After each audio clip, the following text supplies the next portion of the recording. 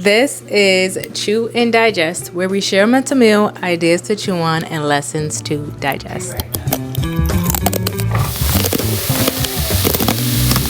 What are we meal prepping today? We are meal prepping some beef meatloaf. And I'm not really much of a meatloaf person, but I feel like I'm gonna like it now. I don't know. As you get older, your taste buds change. So I'm craving some meatloaf. And then also I am going to make some chicken cutlets using some breadcrumbs. All right, so like I said, you guys might be able to hear the background. I might have to do a voiceover besides talking with the little thingy here. But for the most part, I'm going to show you guys the ingredients for today because I'm not showing you guys in my previous video the ingredients, and I'm not really showing you guys my meal prep too much. I'm more just talking. But I feel like both things are important, so let's get started. So we have eggs here, we have some garlic. The eggs are for the meatloaf and also to add the breading onto the chicken. These are some chicken breasts. This is some lean beef.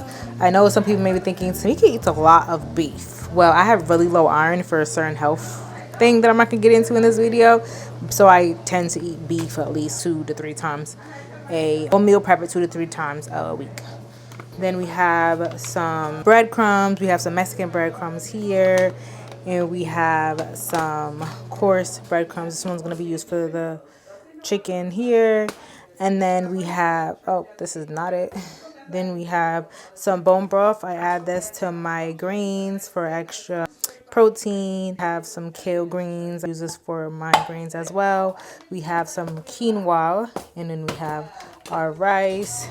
And then we have potatoes as a second starch and peppers to add on to our meatloaf. Today's video is going to be on the idea of being skinny versus the idea of being healthy, because those are two different things, believe it or not.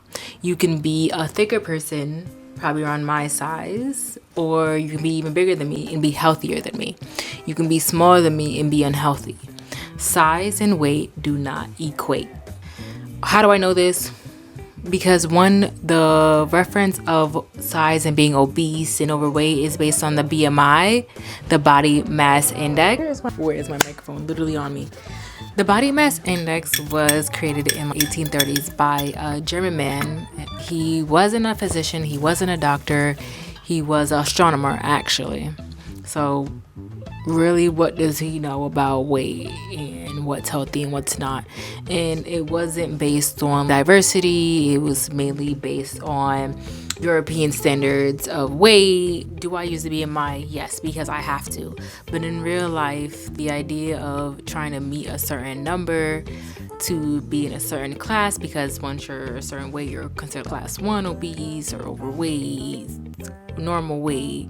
By the end of the day, everybody's body is different, everybody's culture is different, everybody's frame is different. Like, you can be like a peach, you can be like an apple, you can be like a pear. Well, I don't know if peach is one of them, but like apple, pear. And when I'm saying that, basically you can be curvier, you can hold your weight more in your stomach, you can be like hourglass shape. Health, BMI is one of the least important factors that we're looking at, unless you say specifically that you want to be a certain BMI. When I say BMI, ranges from 18.5 to 35 and up, right? If you're 18.5, you're normal, right? If you are a 30 and up, you're obese. So that's what I hope you guys are getting when I say BMI.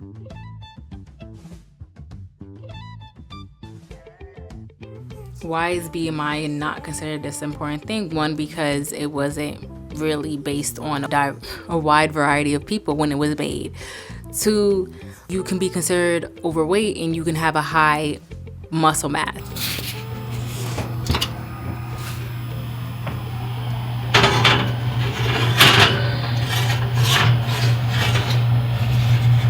Being healthy is more than just body. It's your mind as well. I feel like mental health, right? That's why I made Chew and Digest. The idea of chewing is thinking and digesting is processing what we just talked about or what we just chatted about. Like, your mental health and your eating go hand in hand. And that was the idea behind Chew and Digest, because how you think affects how you eat. right? It's just the idea that eating brings serotonin to your body, and you not bring serotonin, releases serotonin and the happy hormone. So that affects how we eat, right? So if you're depressed and you use food as a coping mechanism, right, you're more likely could gain weight because you're going to eat to cope for the negative feelings that you're having. I'm going to say that in every single one of my videos. The videos that come out, right, and they're showing what's healthy versus what's not healthy, a lot of that is showing the European standards of healthy eating. But people from different cultures, I know you go for tacos, or you go for Jamaican food, or you go for another culture's food. That doesn't mean you're eating unhealthy. Other people's foods are not cheat meals, are not unhealthy, right? But you don't see much people saying, like, let me create this hearty, healthy Dominican meal. Like, people, but that's not because Dominican food is unhealthy. That's just because we're not taught how to eat foods from different cultures in a healthy way. The question that if you felt anxious, bloated, and exhausted, would you call that healthy, even if you lost 10 pounds? Marketing and social media are really pushing GLP-1s and weight loss pills nowadays. All over my social medias, weight loss, take a pill, take this shot, GLP-1s, only $10 a day. Come on now. People are losing weight, but a lot of people are also losing muscle mass, and muscle mass is extremely important. Yes, it's important for you to lose the extra adipose fat in your body, but let's digest the fact that at the end of the day, we can focus on feeling better and not being skinny. We can focus on energy and performance versus calories and punishment. We can focus on moderation instead of restricting. Focus on the small wins and not only the big wins. We can focus on being able to lift heavy versus being able to stay on the Stairmaster for an hour.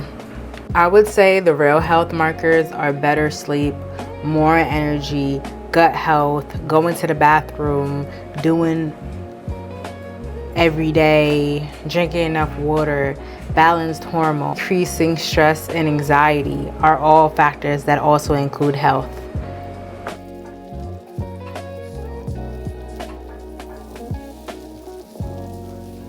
Please don't let social media confuse you or tell you that being skinny is the only factor to being healthy, because as someone who's been through the different phases of losing weight and gaining the weight back, being skinny doesn't mean that you're going to be healthy. So you have to work on the mental. You have to focus also on the mental aspect on things, other factors, your small wins, because those are also things that make you healthy.